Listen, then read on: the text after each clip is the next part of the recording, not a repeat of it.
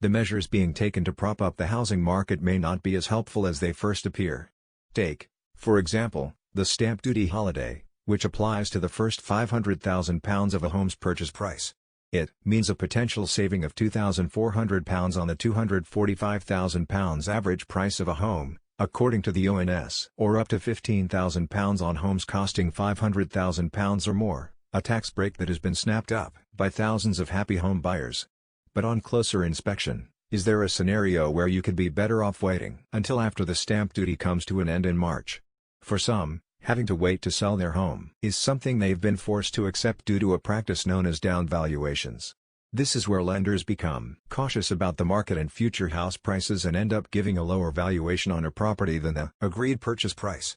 As we revealed in our story on down valuations, this happened to Haley Fuster and her fiancé Ollie Harp, who were hoping to sell their flat and move into a house. But the down valuation by their buyer's mortgage lender created a gap of £16,000 between the valuation and the original purchase price agreed on their flat. The buyer was unable to increase their offer as they could only afford to borrow the lower amount approved by their lender's valuer. One solution in such a scenario can be for the buyer to ask the seller to drop the price, but that had a knock-on effect whereby Haley and Ollie were £16,000 short when it came to buying their new home. They were unable to bridge that gap, as was their buyer, and so the whole house chain collapsed. The couple had stood to save £8,500 on the purchase price of their new home from the stamp duty holiday. It is a reflection of how cautious lenders have become amid the pandemic due to fears about borrowers potentially being unable to repay their home loans due to unemployment.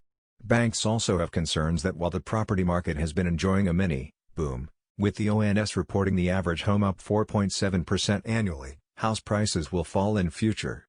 Haley and Ollie have put their home back on the market hoping for a buyer with a different lender.